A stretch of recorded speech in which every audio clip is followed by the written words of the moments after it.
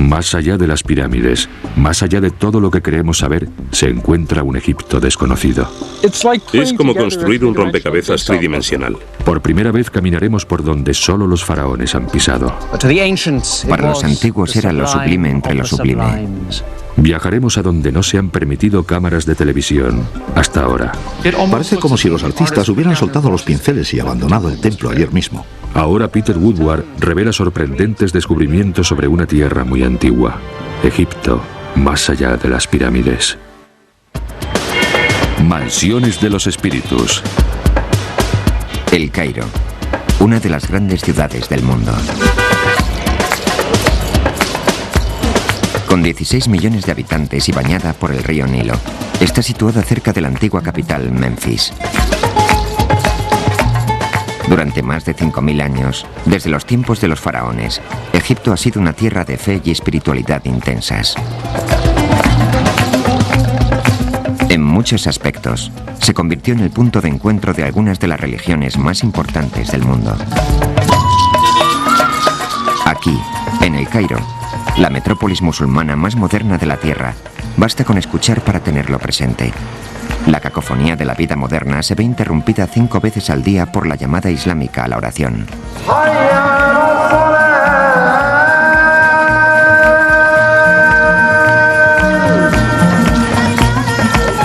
El Cairo contiene cientos de mezquitas de todas las épocas y tamaños. La gran mezquita del sultán Hassan fue construida en el siglo XIV. Es un impresionante alarde de inspiración espiritual.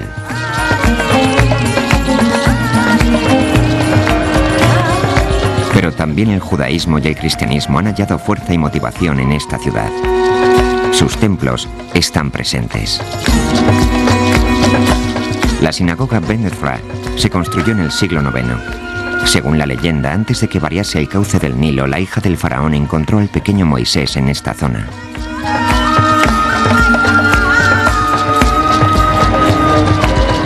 En el Cairo hay también numerosas iglesias. La mayoría pertenecen al rito copto, una secta que constituyó una de las primeras ramas de la cristiandad. Visité la iglesia colgante del siglo IV, donde se pueden sentir los ininterrumpidos vínculos espirituales con el pasado de Egipto.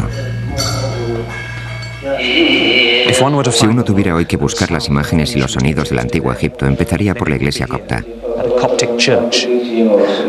Las palabras de estas oraciones y cánticos son las principales pistas que tenemos para desentrañar el lenguaje hablado de los antiguos egipcios. Y la devota fe de esta ceremonia es una conexión directa con la profunda espiritualidad del Egipto faraónico.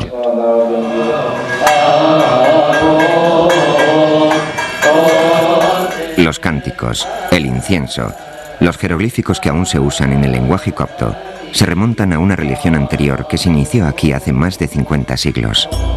En la actualidad, las casas de culto del Cairo nos sirven como nexo tangible con esos tiempos. Una época en la que espléndidos templos proporcionaron los cimientos espirituales de una de las primeras grandes civilizaciones de la humanidad.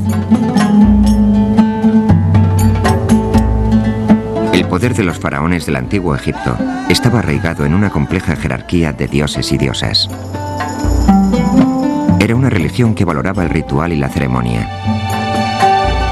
El templo era su eje, un lugar de fascinación y misterio. Los templos eran centros de contacto entre lo humano y lo divino. Los egipcios concebían los templos, por encima de todo, como la morada de los dioses. Así que la finalidad básica de los rituales de un templo era el cuidado y la alimentación del dios.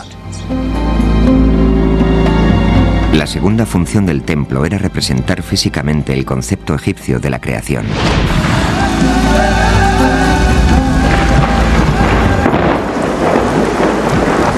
Los egipcios creían que el mundo empezó siendo una ciénaga de barro primigenio, un lugar de caos y desorden. Pero en esa ciénaga, los dioses plantaron una isla, un montículo seguro que se convirtió en Egipto. Para simbolizar ese montículo de creación, los templos se construían siempre con una sección ligeramente elevada en su parte central. El montículo del templo recordaba a los egipcios que podía volver el caos original si los dioses no estaban satisfechos. Durante más de 3000 años, el miedo al caos y el deseo de orden fueron las creencias religiosas básicas de la civilización egipcia. La separación entre ambos estaba muy clara para los egipcios. El desierto era el caos y la ausencia de vida. El valle, alimentado por el Nilo, era la seguridad. El templo era la institución que mantenía a Egipto a salvo. El dios proporcionaba estabilidad, evitaba el caos. Sabían que en el centro de ese templo, el dios te protegía y que el faraón, en tu nombre, hacía las ofrendas correspondientes al dios para que el mundo siguiera funcionando en condiciones. El Nilo crecía, llegaba el agua, crecían las cosechas. Era un proceso recíproco que se mantenía en el tiempo. Los templos evolucionaron rápidamente para representar algo más que un hogar para los dioses. Se convirtieron en el eje vital de la comunidad. El templo en el antiguo Egipto era algo mucho más amplio que un lugar religioso. Era un centro religioso y económico, algo parecido a un gran monasterio en la Europa medieval. Poseía tierras, poseía ganado. Eran grandes instituciones económicas dentro de la estructura de Egipto.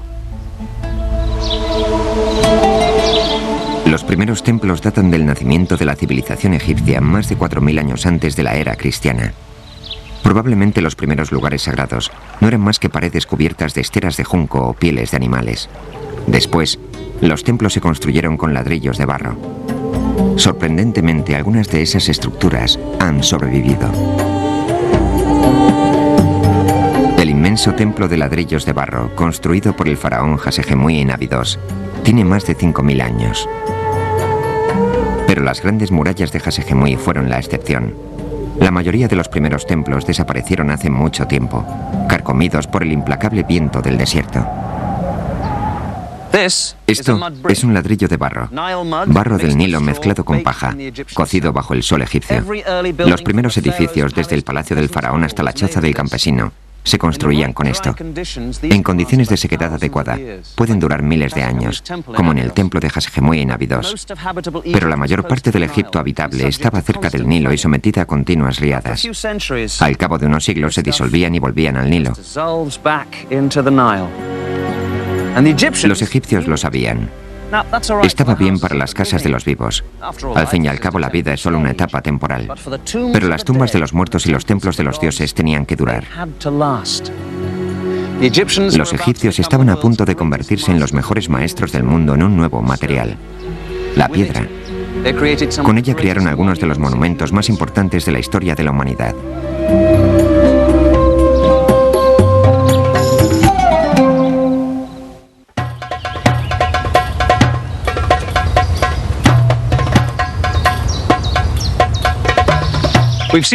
Ya hemos visto los comienzos de la construcción de templos en Egipto, y ahora presenciamos su espléndida culminación. Este es el templo de Karnak. Y después de las pirámides, es el logro arquitectónico más espectacular de la historia del antiguo Egipto. Es el mayor complejo religioso construido jamás. Ocupaba más de 30 hectáreas, espacio suficiente para incluir la Catedral de Notre Dame y sus terrenos aledaños. El templo de Karnak está situado en la orilla este del Nilo, en lo que otrora fuera Tebas, la capital meridional del antiguo Egipto. Hoy en día es la ciudad de Luxor, a unos 720 kilómetros al sur de El Cairo. Una serie de faraones construyeron y ampliaron este gran templo en el transcurso de 2 siglos, unos 1200 años antes de la era cristiana. Esta amplia colección de puertas y columnas llenaba los salones construidos para honrar a un solo dios: Amón, el rey de los dioses. Era el gran dios, el más importante de Egipto. Debido a su posición, la del rey de los dioses, recibía los favores del faraón, y todas las salas que había aquí, los pilones y demás, fueron construidos para él. Junto con su esposa Mut, la diosa de la maternidad, Amón era adorado en la capital, Tebas. Amón, más que cualquier otra deidad, servía para legitimar y renovar continuamente la autoridad de los faraones.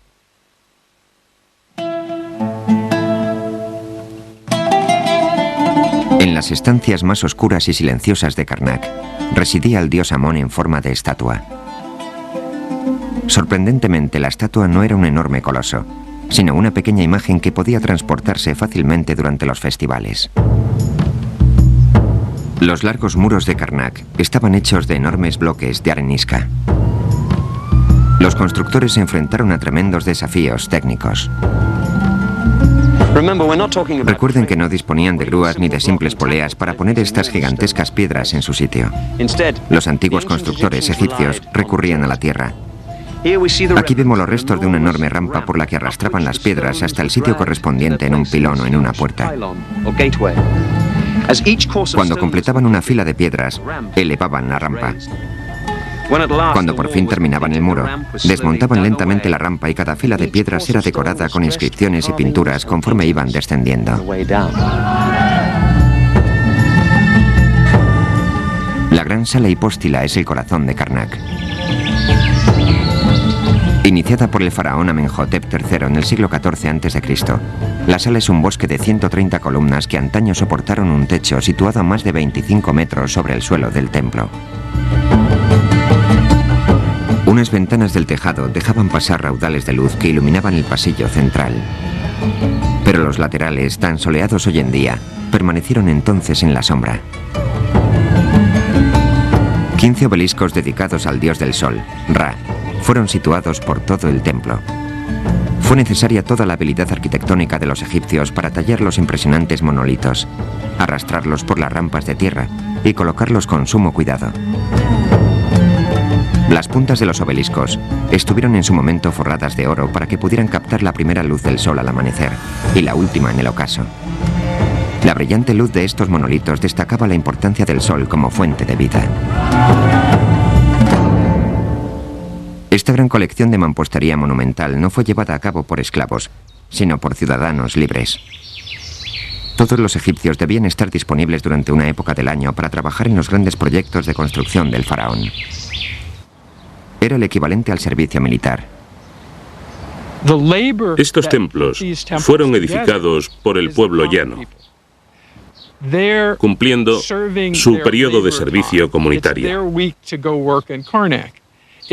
Tenían que pasar una semana trabajando en Karnak.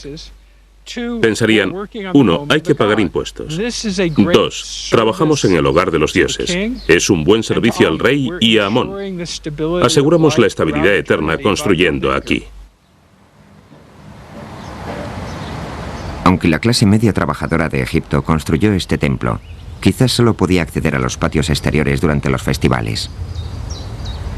Estas salas interiores solo eran visitadas por la élite de los sacerdotes, porque era aquí donde el espíritu de los dioses se encontraba más presente. Cada faraón, durante su mandato, sentía la necesidad de proclamar su devoción a Amón, y de paso su propia grandeza. Los muros y las columnas del templo servían como tablones de anuncios donde se mostraba al mundo la adoración que el rey profesaba a determinado dios. El doctor William Morneim, de la Universidad de Memphis, lleva más de 30 años estudiando las inscripciones del templo de Karnak. Creo que mi interés por este edificio empezó por simple curiosidad.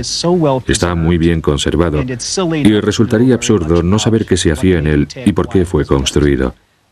Me interesa lo que puede contarnos de la mentalidad religiosa de los antiguos egipcios.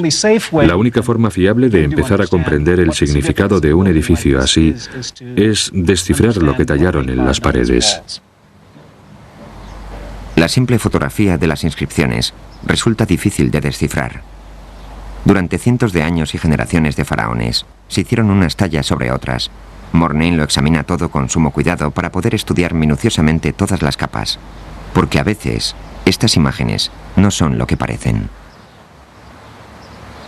Una de las cosas que se enfatizan constantemente en el templo es el equilibrio entre cómo deberían ser las cosas y cómo son en realidad. Creo que eso queda muy bien ilustrado aquí. Tenemos un ave que es el jeroglífico que representa al pueblo llano de Egipto. Hay que destacar que está posada sobre una cesta, que es otro jeroglífico que significa todo. Del ave surgen unos brazos. No se debe a una mutación genética, sino que forma parte de otro jeroglífico. Los egipcios, al ver esos brazos extendidos, pensaban inmediatamente en la palabra adorar. Y por si no resultaba evidente, aparece la estrella de 5 puntas. Otro jeroglífico egipcio que significa básicamente adoración. Así que tenemos aquí, todos adoran al rey. Detalles como este sugieren que no se trataba solo de un símbolo de que la humanidad adorase al rey Dios, sino del indicio de una sociedad básicamente analfabeta. Recordemos ante todo que en Egipto solo sabía leer y escribir un 1 o 2% de la élite social. Así que para la mayoría de la gente lo que aparece en esta columna significaba que podían estar en ese lugar. El ave, que en realidad es una especie de señal de control de multitudes, es solo una de las sorpresas que pueden encontrarse aquí, si se sabe buscar. El visitante de hoy en día se sorprendería también al saber que todo este trabajo en piedra tan poco vistoso estuvo antaño pintado con colores deslumbrantes. Las pocas secciones que quedan con decoración pintada nos ofrecen un atisbo del fabuloso pasado de Karnak. Conviene registrar todo esto con urgencia porque, como puede verse, el muro se desmorona. Estos grabados que se ven encima de mí estaban intactos cuando los fotografiamos en 1992. Prácticamente han desaparecido. Así que cuando me harto de la parte tediosa de mi actividad, vengo aquí para recordar que estamos en una carrera contra el tiempo y lo importante que es registrar todo esto antes de que se pierda. Por desgracia, el nivel del agua subterránea de Egipto ha ido creciendo desde la construcción de la gran presa de Asuán en 1969. Como si fueran esponjas, la naturaleza porosa de estas antiguas piedras atrae ahora el agua y la perniciosa sal que contiene. Pero otros egiptólogos siguen esforzándose por descubrir más secretos ocultos en estas fascinantes paredes.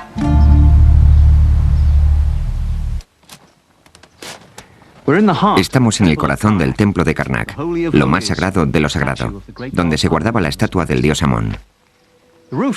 El tejado ya ha desaparecido, pero hace 3.500 años, este fue un lugar oscuro y silencioso, al que solo podían acceder los sacerdotes más privilegiados. Cada mañana, uno de ellos abría las puertas del santuario del dios, cuya estatua estaba situada justo ahí arriba. Después lavaban la estatua, le daban su baño matutino y la ungían con aceites aromáticos. Después la vestían con sus mejores galas, se hacían ofrendas, quizá flores o aceites. Y en esta mesa depositaban comida ante el dios para que disfrutase de un refrigerio durante el día. Por supuesto, el dios solo tomaba la esencia de la comida. Después de un tiempo conveniente, eran los sacerdotes los que la ingerían. Al final, quemaban incienso y dejaban descansar al dios en paz.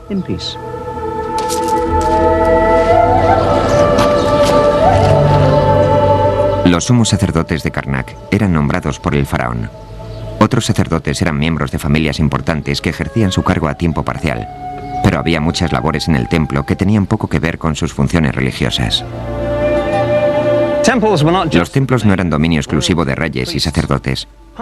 Se necesitaban cientos de plebeyos para el funcionamiento diario de estos enormes centros religiosos. Granjeros, carpinteros, picapedreros, herreros, alfareros y muchos más trabajaban en los templos y contaban con ellos para cubrir sus necesidades, tanto físicas como espirituales. Charles Van Sicklen está excavando actualmente en una zona donde se encontraba un antiguo taller que servía al templo de Karnak. En un momento de la historia del templo de Karnak, esta era la fábrica. Era donde fabricaban las estatuas, donde elaboraban las joyas, donde procesaban el cobre. En esta zona en concreto, tenemos pistas muy variadas de lo que ocurría. Hay sitios en los que hemos encontrado restos metálicos que aún no hemos analizado y que parecen ser algo de lo que no queremos hablar en egiptología. La palabra O, que es algo terrible. El oro es la palabra O.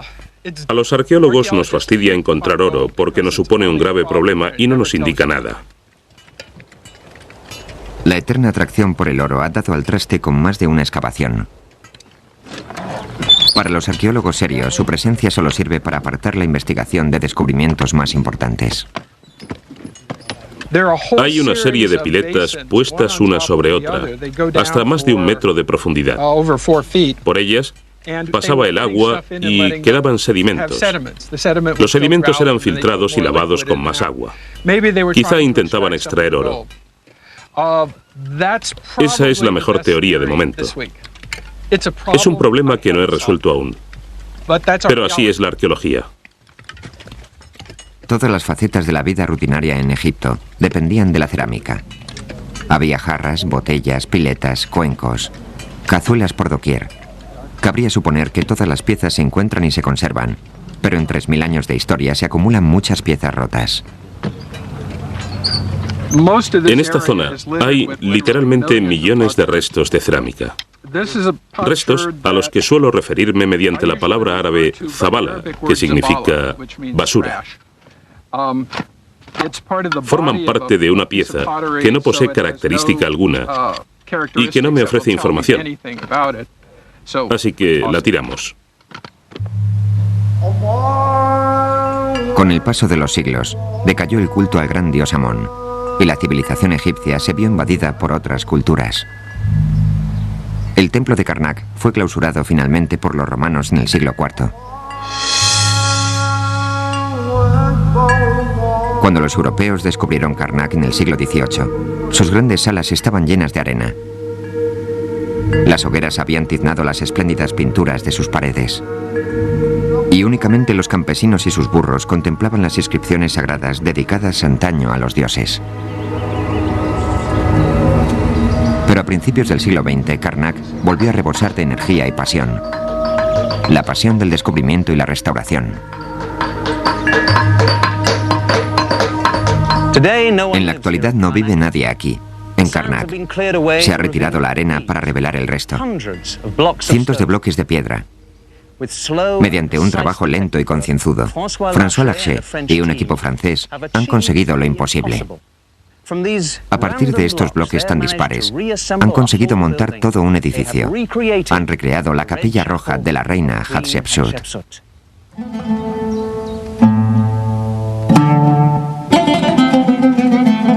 Hatshepsut fue una de las pocas mujeres que gobernaron Egipto. En 1487 a.C., 4 años antes del final de su reinado, la dinámica reina construyó un pequeño templo junto a los muros de Karnak. Hecha de cuarcita roja, se la conoció como la Capilla Roja. Fue utilizada solo unos años. Por razones que no llegamos a entender, el sucesor y hijastro de Hatshepsut, Tutmose III, hizo desmantelar la Capilla Roja. Cuando la encontraron los egiptólogos más de 3000 años después, los únicos restos visibles eran unos cuantos bloques de piedra. François Larcher quedó fascinado con ellos. Cuando llegué a Karnak en 1987, vi los bloques de la Capilla Roja y pregunté por ellos. La mayoría de mis colegas me decía que era imposible reconstruir el edificio porque faltaban demasiados bloques. Larcher y su equipo se propusieron hacer lo imposible. Afortunadamente, algunas de las piedras pertenecientes a los muros de la Capilla Roja llevaban inscripciones que contaban una historia. Por desgracia, la mayoría de aquellas piedras habían sido reutilizadas en otras partes de Karnak. El reto consistía en encontrarlas y volverlas a unir. La primera labor para realizar el estudio consistía en hacer unas 2000 fotografías de los bloques. Las fotografías de los bloques se convirtieron en una plantilla de trabajo para Larcher. Es como construir un rompecabezas tridimensional. No tienes la caja, luego no dispones de modelo. Y falta la mitad de las piezas. La Capilla Roja estaba diseñada para contener una pequeña embarcación. La embarcación se usaba para transportar al dios Amón durante el importante festival de Opet, celebrado cada año al comienzo de la riada. Durante la procesión, la barca de Amón salía de Karnak y era paseada frente al pueblo llano en un viaje de un día cuyo destino era visitar al rey. En dicha visita, el rey rendía homenaje al dios y el dios renovaba el derecho del faraón a reinar durante otro año. Algunas escenas del viaje aparecían en bloques numerados que habían sido colocados en un muro de la capilla. Al encontrar algunos de los bloques, Lachette dispuso de una clave para comprender el orden de cada hilera de piedras. Si en una hilera había 5 bloques de 75 centímetros cada uno, era lógico suponer que el que faltaba tuviera las mismas dimensiones.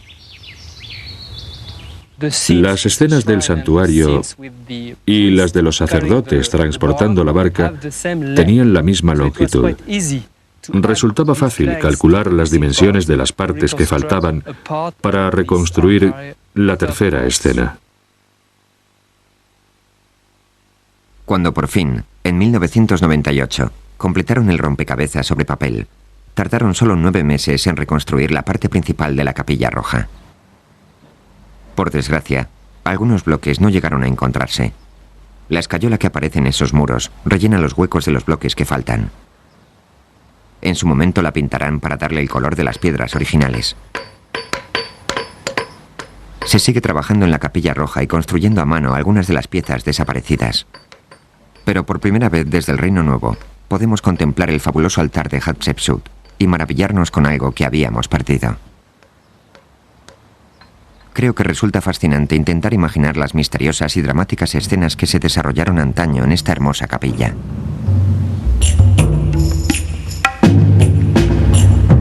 El único día del año en que el egipcio medio podía ver al dios Amon-Ra era en el festival de Opet.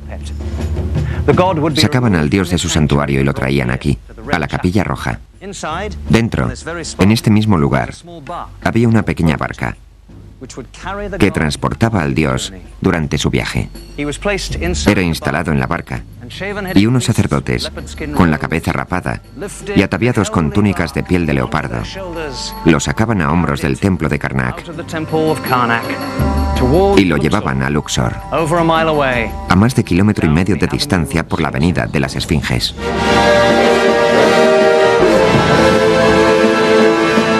Sonaban trompetas durante la procesión del dios. Soldados en cuadrigas cubiertas de plumas flanqueaban el camino. Los espectadores cantaban y aplaudían mientras los músicos tocaban laúdes, tambores y címbalos. Unos acróbatas realizaban piruetas en el aire. Y por todas partes, la gente gritaba con entusiasmo al ver al dios vivificador.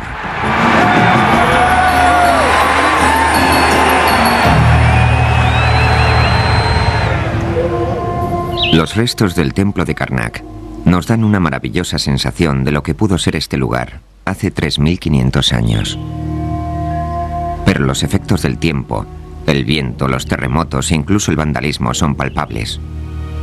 Debemos fijarnos también en otros templos para apreciar la mística del diseño de los templos egipcios y la delicada belleza de su decoración. Uno de los más grandiosos fue construido en la época de prosperidad de Karnak. Lo mandó edificar el faraón Seti I, padre de Ramsés el Grande, en honor de Osiris, dios del Averno. Yo quería ver este templo tan especial, así que me desplacé desde Karnak a la antigua ciudad de Abidos, a solo unas horas de viaje por el Nilo.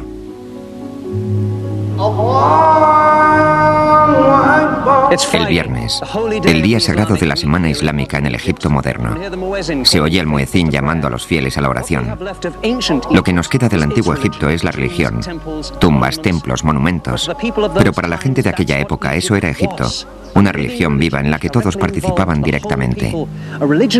Una religión que se mantuvo con muy pocos cambios durante 3.000 años. Hemos visto las glorias de Karnak, pero para apreciarlo en su justa medida y comprender el poder y el impacto de los templos del Reino Nuevo hay que venir aquí, a Abidos, a este increíble templo construido por Seti I para el dios Osiris. Pocos turistas lo visitan, y hay partes del templo que jamás han sido filmadas. Nuestro guía es Matthew Adams, de la Universidad de Pensilvania.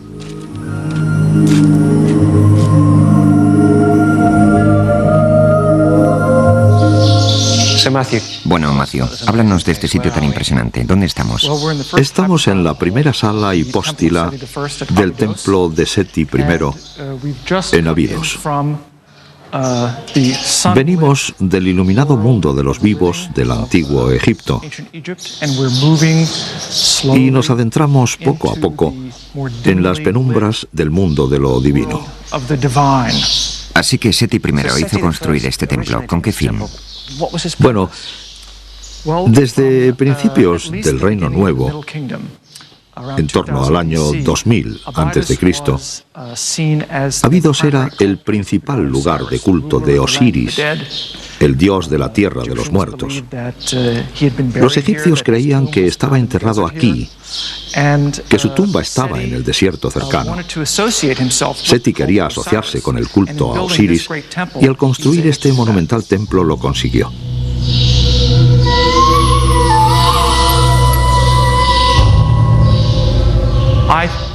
Creo que son las mejores tallas que se han hecho jamás en Egipto.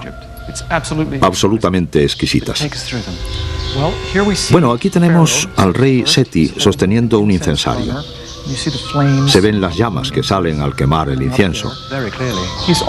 Se lo ofrece a una imagen del dios Osiris, asistido por otras deidades. Osiris está situado en una plataforma elevada dentro de un santuario, lo cual queda reflejado por estas líneas que rodean la imagen. ¿Dónde estaba ese santuario? El templo tenía una serie de capillas dedicadas a varios dioses. Una de ellas estaba dedicada a Osiris.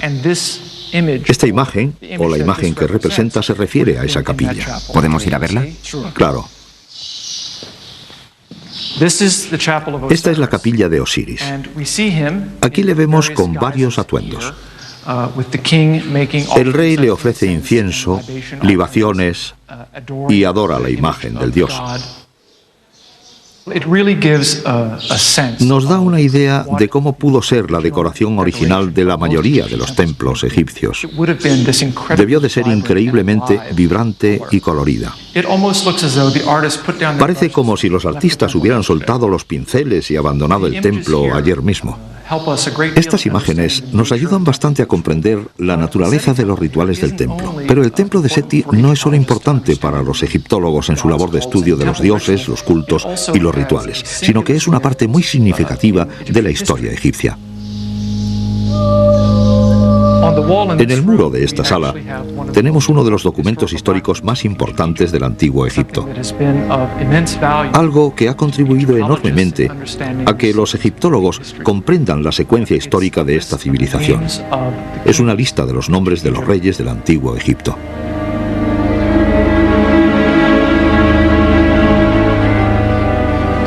Empieza por el nombre del rey Menes. Ahí pone Men-E, que fue el legendario fundador del antiguo Egipto. Y sigue con la mayoría de los gobernantes del antiguo Egipto, hasta llegar a Seti, que construyó este templo. Contiene un impresionante fragmento de historia, ¿verdad? Desde luego. Representa casi 2000 años de historia de Egipto. Es una lista. ¿Es esa su única importancia? ¿Qué más nos indica? Bueno, nos indica la conciencia tan arraigada que tenían los egipcios de la gran importancia, del gran significado de su propia historia.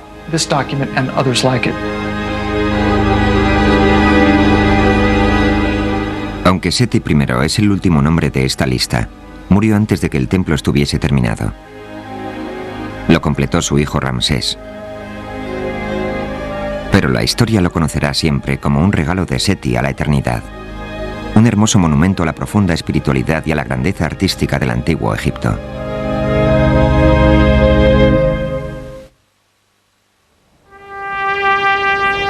En 1570 a.C., unos 1000 años después de la construcción de las grandes pirámides, empezó una nueva época en la historia de Egipto. El llamado Reino Nuevo.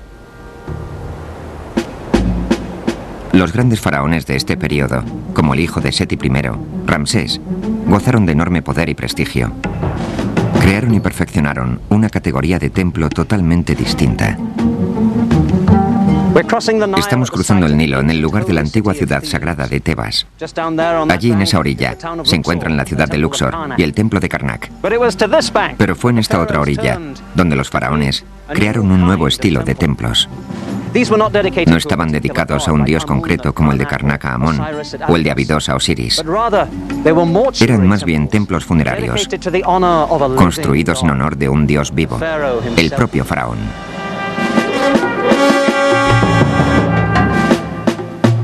Los faraones habían querido siempre un sitio en el que, después de la muerte, pudiesen recibir alabanzas y ofrendas.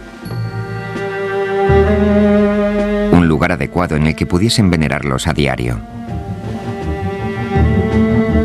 No bastaba con conservar el cadáver. Tenía también que conservarse la gloriosa memoria del rey fallecido para que ocupase el sitio que le correspondía en la eternidad. Las pirámides incluían zonas para dichas actividades en su diseño. Pero cuando los saqueadores de tumbas obligaron a los faraones a buscar tumbas más pequeñas y seguras en el Valle de los Reyes, surgió la necesidad de una estructura conmemorativa especial. El resultado fue el templo funerario, y uno de los más elegantes fue construido por Ramsés II en la orilla opuesta a Karnak. El espectacular templo que edificó se conoce como el Ramseo, un monumento digno del faraón que pasó a la historia como Ramsés el Grande.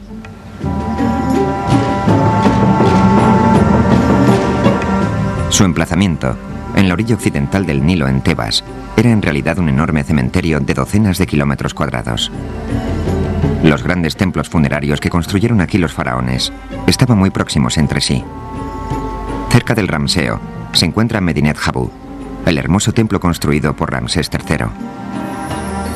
Y no muy lejos de él se alza otro gran testimonio de poder y ego. Nos dirigimos a uno de los templos funerarios más espectaculares. Un templo construido en honor de una de las grandes figuras de Egipto.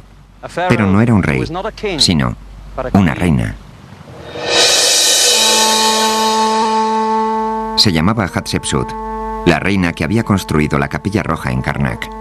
Al principio, más que reina, era la mujer de un rey, Tutmose II, para ser exactos. Pero al morir su marido, el título de rey pasó a un niño, el hijastro de Hatshepsut, Tutmose III. El niño era demasiado joven para reinar, así que Hatshepsut asumió la regencia para gobernar en Egipto hasta que madurase el joven rey. Pero esta extraordinaria mujer poseía gran confianza en sí misma y mucha ambición. En el segundo año del reinado de su hijastro, Hatshepsut se autoproclamó rey. Decretó que se la representase no como mujer, sino como hombre con la tradicional barba falsa de un faraón. El reinado de Hatshepsut fue una época de paz y Egipto prosperó. Se enviaron expediciones comerciales a tierras lejanas y la reina emprendió grandes proyectos de edificación.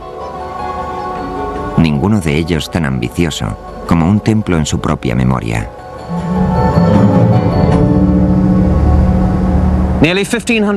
Casi 1500 años antes de la era cristiana, la reina Hatshepsut inició la construcción de un templo en honor de su reinado.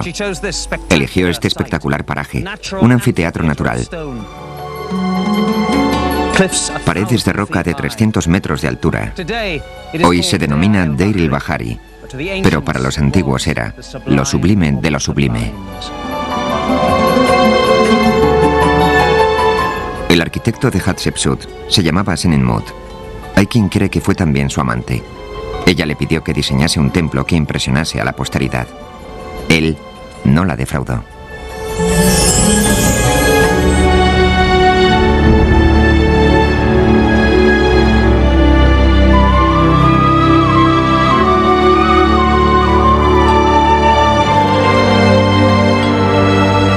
Ningún constructor del antiguo Egipto tuvo más sentido teatral que Senenmut. 3 terrazas perfectamente diseñadas surgían del suelo del valle y parecían fundirse con las pétreas torres que rodeaban el templo. Unas rampas cuidadosamente proporcionadas conectaban los distintos niveles. Había estatuas de la reina por doquier. Y bajo la tenue luz del amanecer o atardecer del desierto, las piedras del templo emitían un resplandor mágico que proclamaba la santidad y la grandeza de Hatshepsut hasta la eternidad. Pero la fama puede llegar a ser efímera. El control de Hatshepsut sobre este maravilloso templo fue breve. Los trabajos de esta obra maestra de la arquitectura se iniciaron en el 7º año de reinado de Hatshepsut y continuaron durante otros 15 años. El templo se construyó en su honor, así que su imagen aparecía en todas partes. Hatshepsut como faraón, Hatshepsut como dios Osiris. Pero aunque su templo sigue ahí, 3.500 años después, la mayoría de las imágenes de la gran reina fueron destruidas poco después de su muerte. Tutmose III se convirtió en el faraón de Egipto en el año 1483 a.C. Estaba convencido de que su madrastra no debió jamás ostentar el título de faraón, así que hacia el final de su reinado, Tutmose hizo todo lo posible por eliminar la imagen de la reina de su propio templo. Pero el tiempo fue su mayor enemigo. Posteriores ocupantes siguieron destruyendo los grabados, y los terremotos derribaron muros y columnas. En el siglo XX, el hermoso templo de Hatshepsut estaba en condiciones lamentables. Losas del suelo descolocadas, enormes bloques de las balaustradas formando montones de escombros. Pero en 1960, el gobierno egipcio patrocinó un proyecto de restauración en el que trabajaba un grupo de egiptólogos polacos. Ha sido un modelo ejemplar de cooperación internacional. Partes vitales del templo, sobre todo del tercer nivel, se hallaban esparcidas como si fueran enormes piezas de un juego de construcción infantil. La primera tarea consistía en analizar dichos bloques, uno a uno, y colocarlos de nuevo en su sitio. Nos dieron acceso a secciones del templo que habían permanecido cerradas más de 30 años. Fue una oportunidad única para ver de cerca el trabajo de restauración. Se utilizan métodos antiguos para recrear las partes que faltan. La piedra se extrae de las canteras originales y se traslada a Deir el-Bahari. Miles de años separan a estos talladores egipcios de los artesanos originales que trabajaron aquí. Pero el cuidado y la atención al detalle son idénticos. Cada una de estas piedras está cortada a mano, colocada con mimo, moldeada a la perfección. Y después de esta, tienen que seguir subiendo peldaño a peldaño por esta gran rampa hasta el tercer nivel. Y por primera vez desde tiempos antiguos la obra estará completa. Hay cientos de trabajadores llevando a cabo esta labor. Se pueden imaginar, en el pasado, a miles de hombres trabajando codo con codo bajo el sofocante calor para construir este gran monumento. Dada la escasez de fondos, no disponen de maquinaria moderna. Los trabajadores tienen que soportar las pesadas cargas. Para imprimir cierto ritmo, entonan un cántico de alabanza al profeta Mahoma.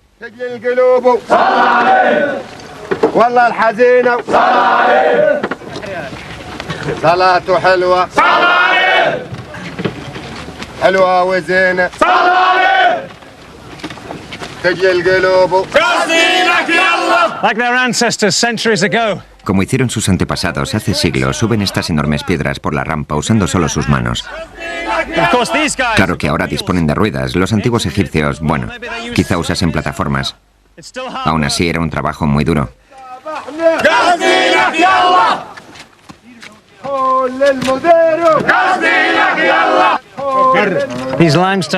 Estos bloques de caliza son modernos, pero están cortados exactamente igual que los antiguos. Cada bloque es una copia exacta de lo que hubo aquí anteriormente. Como si fuera la pieza de un rompecabezas gigante, una sección del templo original de Hatshepsut se sitúa en su emplazamiento moderno.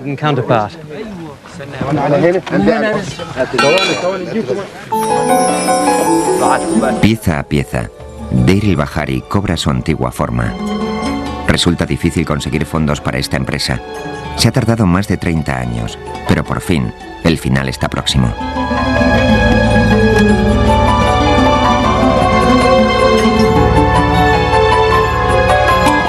Y podemos ver de nuevo a la gran reina de Egipto, contemplando su maravilloso templo.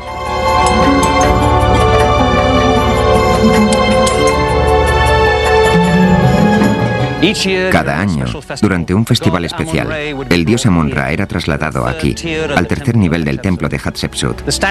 La estatua del dios era paseada en procesión por este patio, y luego por allí hasta una cueva excavada en la montaña.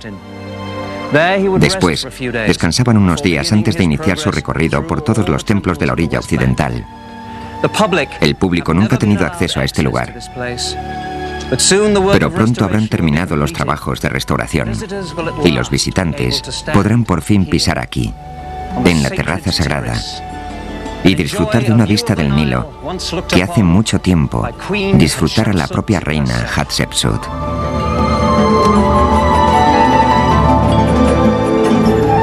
Como todas las antiguas estructuras de Egipto, los grandes templos se enfrentan a la amenaza del tiempo y los elementos. Las pinturas pierden el color, las inscripciones se erosionan, las crecidas del agua subterránea ponen en peligro cimientos y tallas importantes.